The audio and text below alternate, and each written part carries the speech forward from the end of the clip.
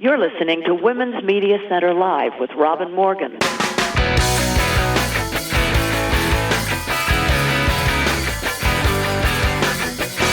Welcome to Women's Media Center Live.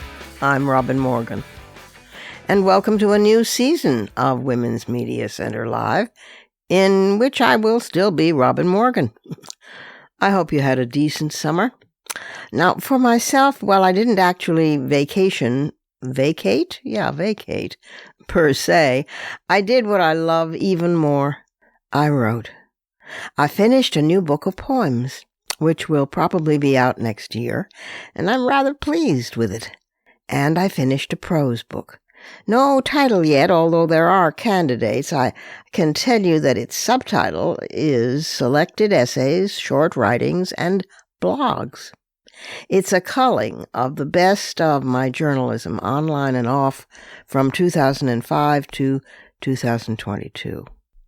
So at least if I didn't vacate, I did feel productive. And actually, there were quite a few other good things that happened recently that are deserving of applause and celebration, and we'll get to those later on in the podcast. Now, this season, we're going to be focusing a lot on fighting back. You know, it's fitting, picking up from last season's pivot away from hand-wringing toward political will and activism. And fittingly, my guest for today's conversation is a pioneer in fighting back. She's a prime example, and what's more, her project, interestingly, is one in which we can all share. But before we hear from her or do anything else, we need to go inside the headlines.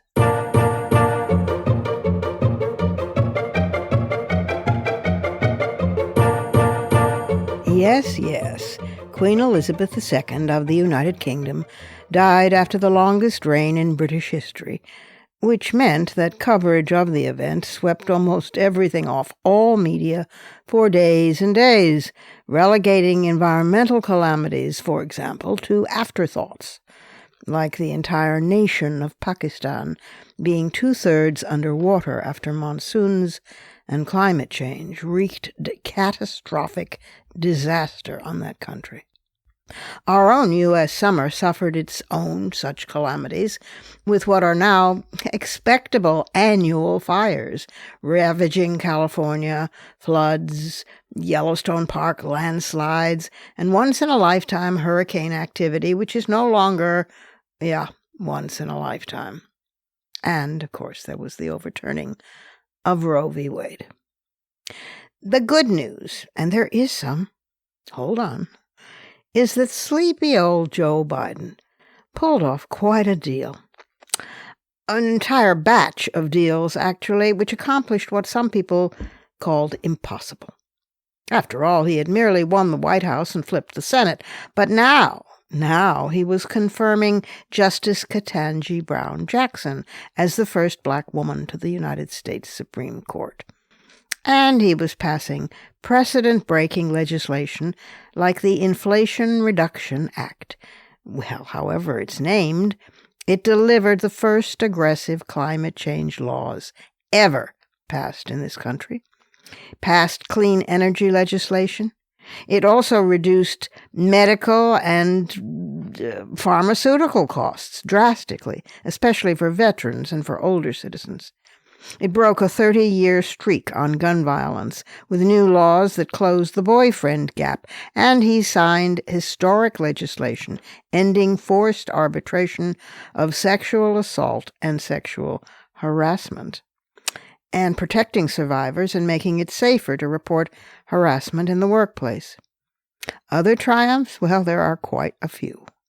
Debt forgiveness for students of higher education, extricating us from America's longest war in Afghanistan, and managing also to keep us out of World War III in Ukraine. Reauthorizing the Violence Against Women Act, bringing us the greatest year of job growth under any single president in history. Biden also squeaked through the once-in-a-generation infrastructure law, committed to cutting U.S. emissions to half of 2005 levels by 2030.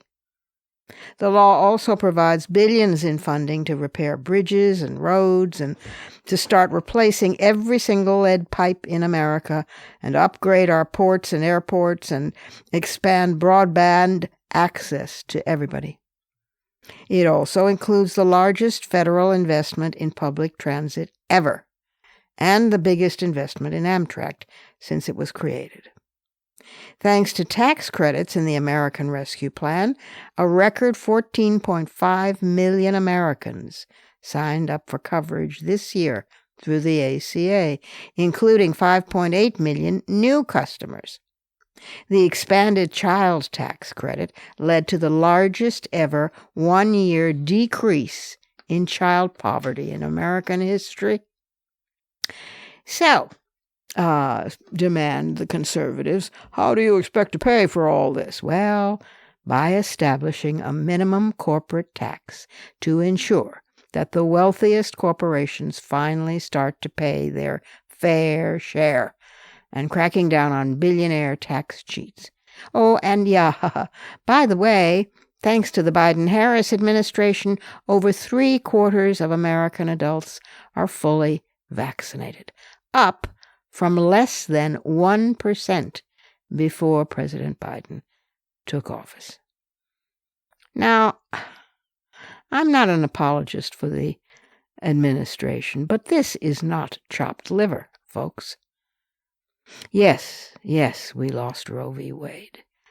And we're not surprised at that, given this court bench. But here's what we are happily surprised by. This loss has galvanized American women in a way just never seen before. I'll be addressing this background to this decision in fighting words at the end of the program. But meanwhile, hey, Kansas, the reddest state in the union, where post-Roe, outraged women registered by the droves and then turned out to vote in a referendum that would have effectively ended abortion rights in that state. Oh, no, women said.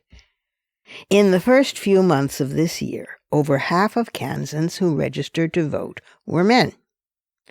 In the week after the court's decision, more than 77% of newly registered voters in Kansas were women. And an unusually high level of new female registrants persisted right up until the Kansas primary, when a strong Democratic turnout helped defeat that referendum. I mean, Kansas, folks! Moreover, women have been registering in record numbers across the country. The number of women registering to vote in 10 sample states rose by about 35% after the decision, compared with the month before Alito's draft leaked, when men in those same states had an uptick in registration of 9%. Female voters are livid. And hey, the special election in Alaska was won by the first ever Alaska Native, a member of the Yupik people, the first ever to gain a seat in Congress, as well as the first woman to clinch the state's at-large district, which had long been in Republican hands. Her name is Mary Peltola, and she has been a tribal fisheries manager and former state representative. What's more, she defeated Sarah Palin, pause here for a great whoop and a sigh of relief. Well, Palin's loss comes in her first campaign since she stepped down as Alaska's governor in 2009. And, of course, Trump had come out there and endorsed her and held a rally for her in Anchorage. Palin, of course, in a statement called the voting convoluted, cockamamie, and untrustworthy. What else is new? Many states are keeping women's fury over the loss of Roe burning by passing laws outlawing the procedure or virtually banning it, and although registration doesn't automatically translate into a vote, women are more likely to say they will vote only for a candidate who wants to protect abortion rights. No one can say for sure what this is absolute evidence of. For example, does it mean a waning GOP wave during the midterm elections? But it is becoming much more difficult to see clear signs of a Trumpist Republican advantage. Quite the contrary. So I am, cautiously optimistic about the midterms, although I am also as nervous as a long-tailed cat in a room full of rocking chairs. And, ta-da! At last, more principled Republicans are coming forward and speaking truth to the American public. A lot of that is due to the findings of the January 6th Congressional Committee on the Assault on Congress, including eye-opening testimony by, finally, Republicans willing to speak up. Similarly, it's partly due to some decent Republicans finally moving into action. Among them, a group of conservatives, the Republican Accountability PAC, PAC, which has identified GOP candidates whose extreme views its leaders deem dangerous to the future of American democracy. So the leaders, decided to throw their money and their power behind Democratic opponents of Republican extremists in the following states: in Arizona, Georgia, Michigan, Nevada, Pennsylvania, and Wisconsin. And the PAC has already had a hand in the Georgia Secretary of State race, won by the incumbent Brad Raffensperger. The shift is also due to Donald Trump's myriad legal problems, for some of which he may be indicted, which to me would be terrific.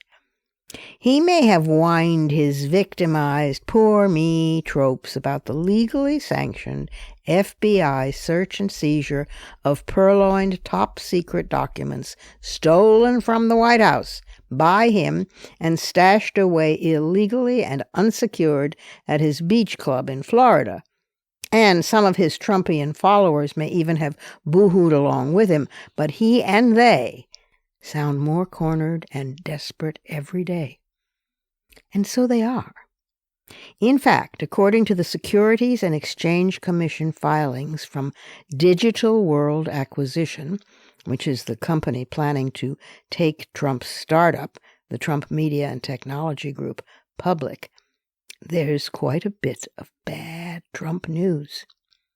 The company warned that its business could be damaged if Trump, quote, becomes less popular, or there are further controversies that damage his credibility, close quote. The company has seen its stock price plunge nearly 75% since its March peak, and it reported in a filing that it has lost $6.5 million in the first half of the year. The website has not paid its web hosting service since March, and it's had its request to trademark its name rejected, and the company that was going to buy it told the Securities and Exchange Commission that it doubts it can thrive if Trump's popularity is hurt by recent legal troubles. Data indicates that traffic to the site is only a fraction of what it was when it launched 6 months earlier. Most of all, though, the shift in mood of the country, I think, is due to the overreaching of the court in destroying Roe, and to all of President Biden's quiet, steady, behind-the-scenes, undramatic, hard work, like pulling teeth to get his programs passed. Even though they're not ideal, they're not what he wanted, they're not perfect. But for the first time we have, in this country's history, laws like those above. The ones I've just mentioned, laws that really affect the daily lives of people. Even his polls are beginning to look a little healthier. So, in sum, things are looking up. And as long as we stay angry and not complacent, we stay beautiful. Onward to the midterms and beyond.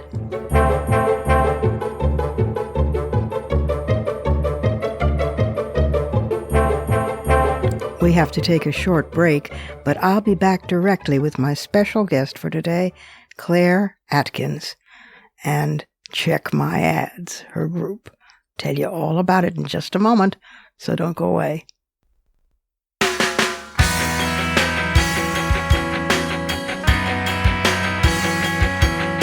Subscribe to this program on your favorite podcast platform and leave us a review. Follow us on Twitter at WMC Live, like our Facebook page at facebook.com/WMC Live, and visit us at WMCLive.com for more information about our show and our guests. You're listening to Women's Media Center Live with Robin Morgan.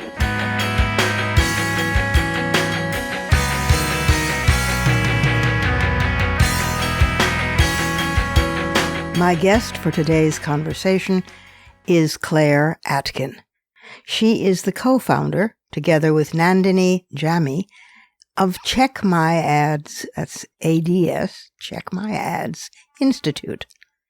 Claire is a brand safety advocate and a consultant to Fortune 500 and global brands. She's a marketer, writer, and speaker, and her work intersects the economics of digital marketing, media, and brand safety. She also has a certificate in international election observation from the Global Campus for Human Rights and a master's in geography, specializing in urban governance from the University of McMaster. She co-writes Branded, a newsletter about brand safety and digital advertising. And she's going to talk about Check My Ads, which is basically monitoring a $400 billion surveillance advertising industry that has operated with no oversight, no regulation, and no consequences. And these two women are going right after them. So here is Claire Atkin. Claire, welcome to Women's Media Center Live. Hi, thank you so much for having me, Robin, and thanks for your interest in Check My Ads. Oh, listen, it is a fantastic idea. So let's start out by telling our listeners what Check My Ads is, and then tell us how it works, and then we'll get into your great assault on Fox News a little bit later in the program. But start out with what it is. Check My Ads is the ad tech watchdog. We watch the $700 billion industry that is digital advertising. We are the first ad tech watchdog, and our mission is to dismantle the disinformation economy. All of the ads, money, and data that are going to support disinformation, hate, and bigotry. And we've been in operation since October of 2021. And we've been running a newsletter called Branded for 2.5 years. My co-founder, Nandini, and I are marketers, and we're here to watch the ad tech industry. Wow. Both you, that's Claire Atkin, and Nandini Jami are the co-founders, and it's a nonprofit. How does it actually work? What is, because ordinary public doesn't understand, including me, what in hell is programmatic advertising? Yeah. Advertisers don't place ads themselves on the internet. They have intermediaries to help them do that. And these intermediaries are sort of a chain of ad tech companies, advertising technology companies, who make promises to advertisers about what they will do with the campaigns. Mm-hmm. And those promises are like, we'll give you reach, we'll give you eyes, we'll help with your click-through rates. And then they'll also promise something called brand safety. They'll promise that your ads will never be on publishers that promote hate or violence or bigotry or, for instance, overthrow a government. And what we have seen, is that they're lying. They are saying one thing to advertisers, but they're doing quite another with the ad campaigns. And so at Check My Ads, what we do is we uncover those business relationships between publishers of hate and disinformation and the ad tech companies in the supply chain. Wow. And you've had considerable success, like with Steve Bannon's show and Glenn Beck and people like that, haven't you? Yes, we've defunded the websites of Glenn Beck, Dan Bongino, Steve Bannon, Tim Pool, and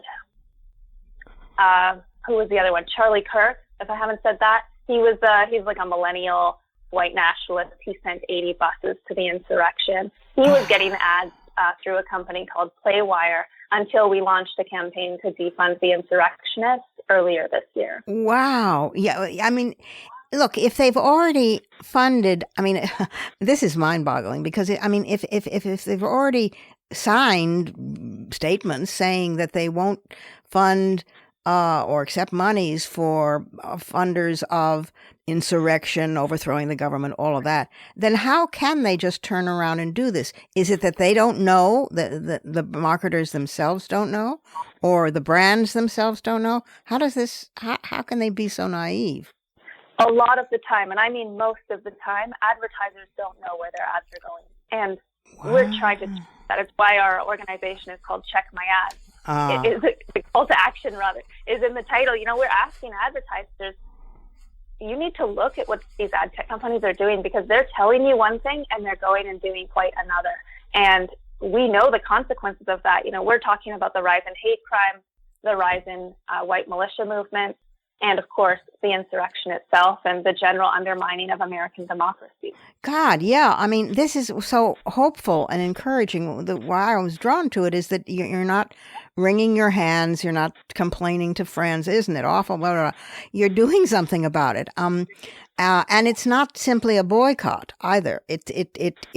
You don't call for a consumer boycott. You're taking a novel approach. You're putting public pressure on the hidden engines of the whole advertising world online, the ad exchanges, aren't you? That's right. So we publish a newsletter called Branded, and that newsletter goes out to industry people, sort of anyone who wants to sign up, but it's really to advertisers and to ad tech companies and to everyone in between. But we also provide an email service for anyone who wants to support us. And right now we have about 60,000 people who will write letters with us. We will send anyone who signs up a template, the email addresses of the ad tech executives, their names, and what to say about how their terms of service are promising one thing, but their actions are doing another. And that's how we get these ad tech companies to do better business, is by telling them we're watching, and we're not the only ones watching. The public is watching as well. Wow. And you're a former marketer yourself, aren't you? I mean, you were in the branding industry or something. Yeah, Nandini and I are both marketers by trade, and we would both come from technology backgrounds. So we knew that what we call the marketing stack, it's sort of if you imagine like a pile of technologies, one on top of the other, that's the stack that we call the marketing stack. And we knew that series of technologies that we used to market were also being used to undermine democracy and to spread hate. And when we started Check My Ads, it was really as an investigation into this dynamic that, what we were deploying as marketers was also being used to undermine the fabric of society and democracy itself. Concerning, so we decided to do something. Yeah, that's right. Yeah. Wow. Tell me what the email address is so that if people are listening and want to be part of this sort of movement, really, and do something when it drives you crazy, what you're seeing on your television or online, or they can write in and add their name to your list and then be told who to write to. Tell me your email. Thank you so much. We would love anyone who wants to help with this to go to checkmyads.org. That's checkmyads.org/Fox. That's our current campaign. And Fox News was one of the biggest promoters of the insurrection of the Big Lie. They promoted the Big Lie over 600 times after the last election, just in the first 2 weeks after the insurrection. They are a huge proponent of this disinformation sphere. And so we're asking everyone right now to send emails to ad tech companies who are still working with them against their terms of service. So checkmyads.org/Fox and just input your email address. We don't ask for anything else, no names, no phone numbers, just your email. That's all we need to help you send letters. And thank you for asking. Checkmyads.org/Fox, right? Yeah. Wow. Yeah, FOX. Yeah, because I don't understand how Fox can still be, I mean, I do, it's just gall, pure gall, how they can still be claiming that they are, what is it, they just give the news, please, or something? How can, and how everybody, as I say, wrings their hands and nobody does anything about it, and you're doing something about it. That's what's so exciting. I mean, taking on Fox News is that's the giant. But and it won't necessarily dent their profits from the cable division. But online they also have a massive presence, and their profits come from there too, right? Yeah, so when we're defunding Fox News, it's just foxnews.com. It's the ad tech side of it. And this is important to note. It might only account for about 5% of Fox's overall revenue. But first of all, 5% is not insignificant. No. But second of all, everything of what you see on cable, all of Tucker Carlson's shows, are available indefinitely online. They might air once on the television or maybe twice in a rerun, but they're there for eternity on the internet. And they can just keep making money off of the hate over and over. And so there's that. But the second thing that I would love to talk about is that ad tech as an industry, this it's under $700 billion made, like nobody really knows. And about 15% of this industry is unaccounted for. 15% of the money that we spend on digital advertising, nobody knows where it goes, not even the ad tech company. What? And so how can this be? Incredibly unregulated. Yeah, you're speaking to the aghast here. I mean, how can this be? That's not true of any other industry, or that I'm aware of anyway. So you're aiming to expose that 15%, right? Or some version of that. Not just that. The entire advertising industry the digital advertising industry is a weapon for propaganda. And this is really what Check My Ads is uncovering. The fact that the ad tech industry gives three things to propaganda is so powerful. These three things are legitimacy, because advertising from blue chip brands, trusted brands, of course, imparts trust onto the propaganda. If you go to a website and you see that Walmart is there, you can imagine that it is a place of repute. And so the ads give legitimacy to propaganda. It helps legitimize lies and deceit. The second thing they get is of course money. And outfits that spread disinformation are not exactly spending a lot of money on like fact checkers. So they don't need that much to survive and thrive in the industry. Steve Bannon, when he was at Breitbart, when my business partner defunded Breitbart by 90%, they were only making $8 million a year. They weren't like $1 billion media outlet. It was just $8 million. But without that $8 million, they had no business model for Breitbart, which is wonderful. Wow. And the third thing? Third thing that they get is data. So when you're connected to the ad tech industry, you're connected to the marketing tools that are available to anyone with a website, and that is our website that is connected to ads, and that is the ability to better and better target people who are susceptible to lies and deceit. And if you're a propaganda outlet, this is like air, fire, and a match. Air, gas, and a match. It's explosive. When you discovered this, or it must have been unleaving itself to you over the years as you worked in the industry, you must have been like eureka, because this seems to cut to the heart of. I don't know how to phrase this. Let me put it this way. We've been after Facebook for all the obvious reasons. We've been after Twitter for some of the obvious reasons. We've been after YouTube for, that they air and promote hate through, they always say, we're just a platform, or we don't know, or we can't possibly police it, or it's not up to us. And all of those excuses we're familiar with. But this is the part of the underpart, isn't it? I mean, I don't know how to phrase it. You've really hit the mother lode. Yeah, this is the disinformation economy. This is the ads, money, and data that are being trafficked through the industry.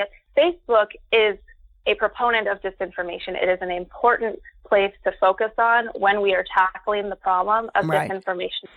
Definitely. Right. But Facebook does not have the financial relationship with these publishers of disinformation. So when a user clicks on I call it hate bait, when they click on the hate bait on Facebook and go to the website, it's there that the ad exchanges are waiting to serve ads. And it's that relationship between the ad exchange and the website that we're talking about when we talk about the disinformation economy. It's the ad exchange. But that's an entire linkage or link in the chain that the public has been up till now, till you came along, completely innocent about, completely unaware of. Yeah. Well, it's complicated. Even marketers don't know. Even ad tech company reps, often they find it difficult to keep track. Ad tech as an industry is obfuscated by design. It's very obtuse. There's lots of jargon. It's very hard to figure out, even get the lay of the land. And that's really what we're here to do, is sort of unravel this magpie's nest so that the public can better see why exactly it's profitable to undermine our democracy. Yeah. Well, you and Nandini are two amazing women. I'm personally very grateful to you both. I will add my email to that list, and I will hope everybody listening, say again the email. checkmyads.org/Fox. It's a website. So you just go to your browser, checkmyads.org/Fox, and that's where you can put in just your email address, and we'll email you and say thank you. This is a real service, I must say, and it's no wonder that you've been honored for committing this great service. Thank you, frankly. Thank you for people who buy things through advertising, and people who go online with or without advertising, and people who care about democracy. So just thank you. And we'll return to you and see how you're doing in a while, because you've been having such good success so far. I don't see why it shouldn't continue. Thank you again. I'm very, very grateful to you, Claire. Thank you, Robin. Thank you for having me, and thank you to your listeners. Time for a final break, but I'll be back in just a moment with those fighting words.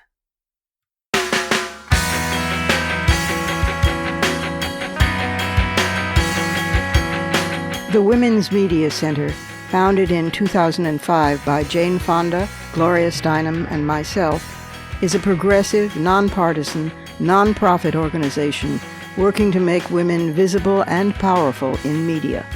You can learn more about the WMC at womensmediacenter.com.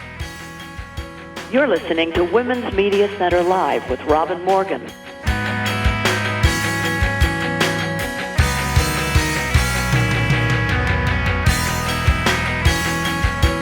Historical accuracy.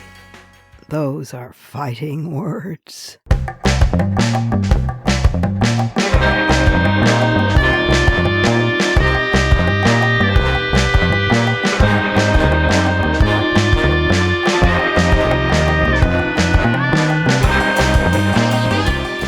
I'm indebted to Sarah Hugan-Poggi, an obstetrician gynecologist, and Cynthia A. Kierner, an historian, for their article in the Washington Post, and also to a shorter version of that article in Freedom from Religion Foundation's newspaper for this following piece's research. It was from both. The basic premise, of Supreme Court Justice Samuel Alito Jr.'s majority opinion in Dobbs versus Jackson Women's Health Organization was that the Constitution can protect the right to abortion only if it is, quote, deeply rooted in our history and traditions, close quote. I, of course, in Fighting Words, argued that this must have meant slavery, because that was deeply rooted in our history and traditions. Was he deciding all on his own that we should reinstitute the institution of slavery? Anyway, his supposed evidence that abortion was always considered a criminal act and thus something that the Constitution should never protect, consisted of a single case prosecuted in 1652 in the Catholic colony of Maryland. He then jumped straight ahead to laws some centuries later that certain states enacted, mostly in the late 19th century, to criminalize the procedure. This survey of abortion in early America was totally incomplete, therefore, especially because it ignored the history of abortion in the years in which the Constitution was drafted and ratified. In that era, abortion was governed by Anglo-American common law. Now, under that framework, the procedure was legal before quickening, the moment the pregnant woman first feels fetal movement, a highly subjective milestone that usually occurs around 16 to 22 weeks of gestation. Yet even after quickening, few people were prosecuted for abortion, let alone convicted, and Alito's opinion offered absolutely no contradictory evidence. The reason is simple.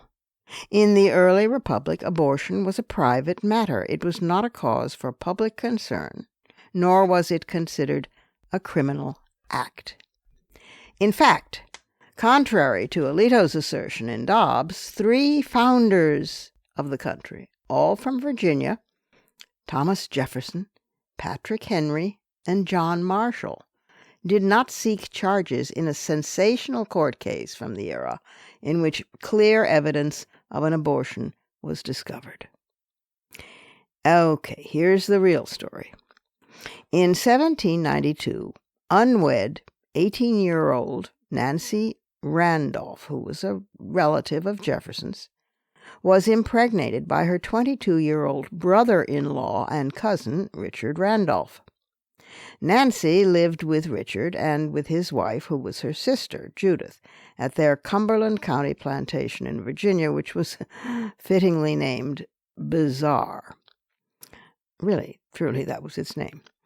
In September of that year, Nancy and Judith's cousin and sister-in-law, who was Jefferson's daughter, Martha Jefferson Randolph, visited and found Nancy unwell and also unwilling to undress in front of her.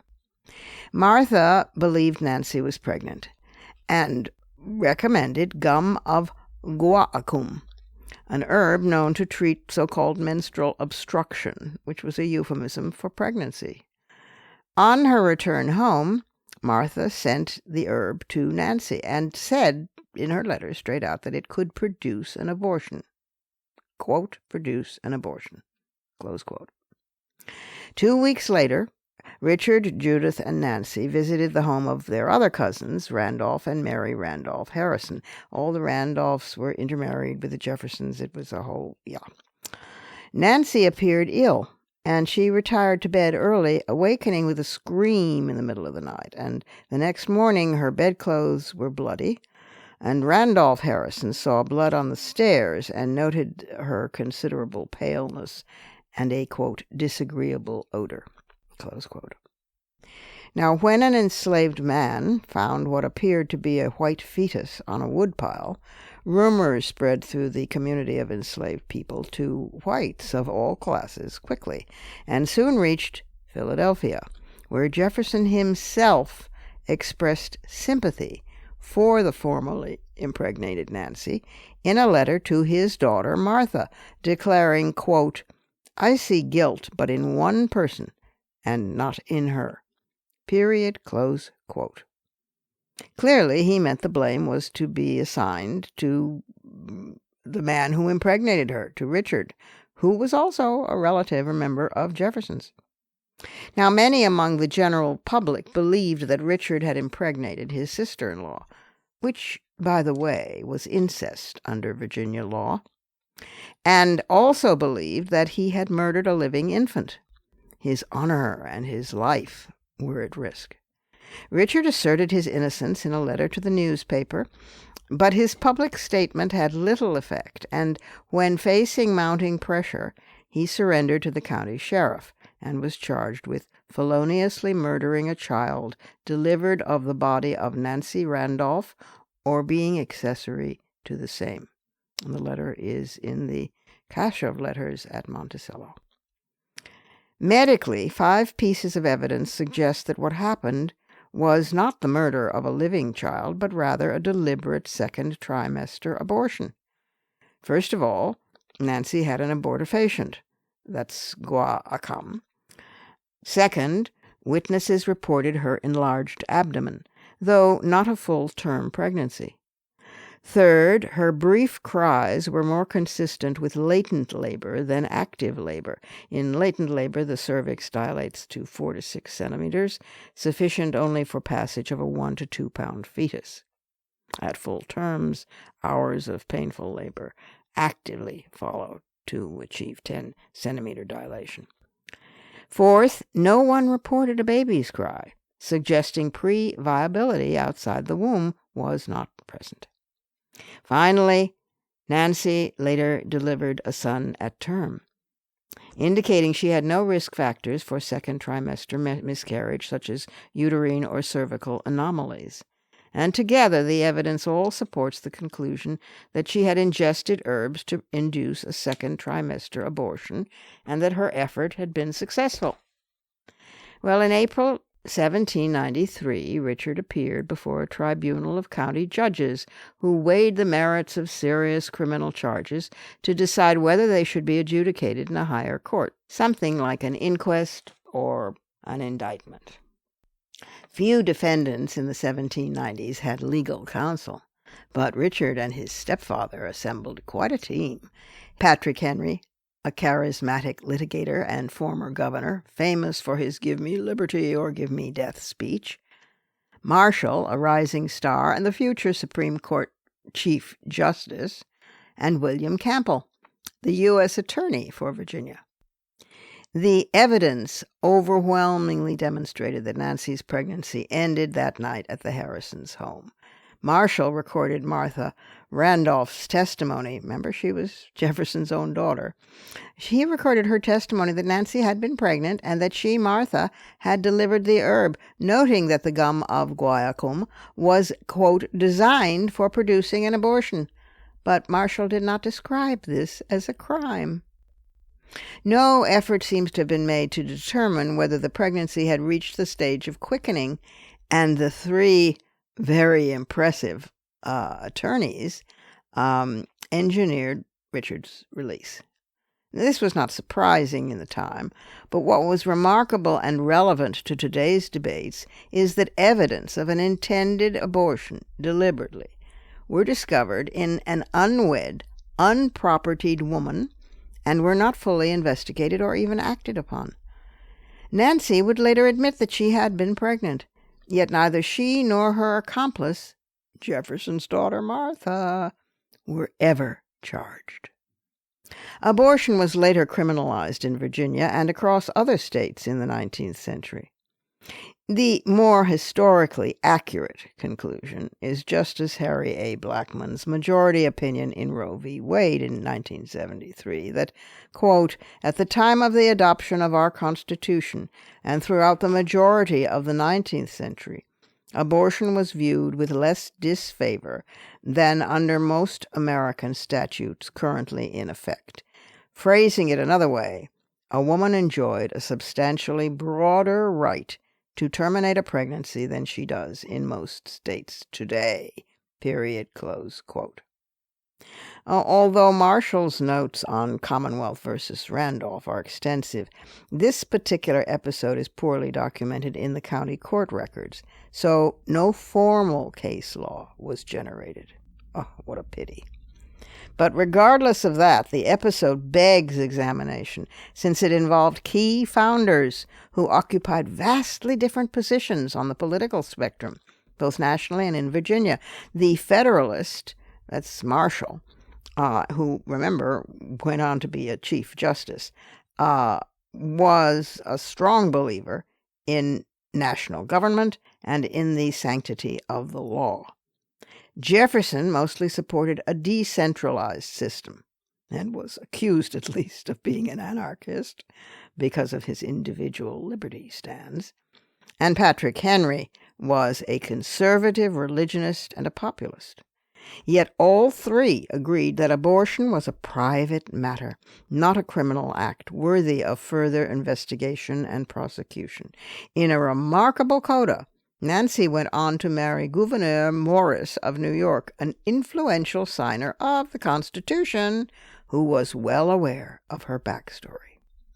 So, if anything, this story demonstrates that the concept of abortion as a private matter was, in fact, what do you know, deeply rooted in the minds of our nation's founders. So, as Americans, we consider our next move on the abortion issue at the state level, they should be mindful of the precedents followed by those early giants of our republic. Those are my fighting words. Add yours on Twitter, and remember to tag us at WMC Live and use the hashtag #FightingWords.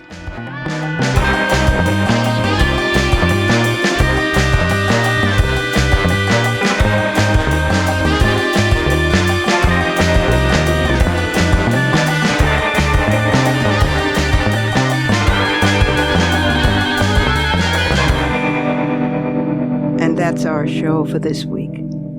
You can follow me on Twitter, Facebook, and now Instagram at @TheRobinMorgan, and you can check out my blog at robinmorgan.net and find my latest book of poems, Dark Matter, and my brand new novel, Parallax, wherever books are sold.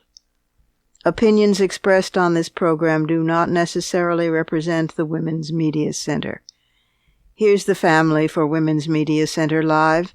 Executive producer as well as founding and sustaining sponsor Regina K. Scully, WMC president and co-executive producer of this program Julie Burton. I'm Robin Morgan, your producer and host. Thank you for being with us. Join us again next time on Women's Media Center Live.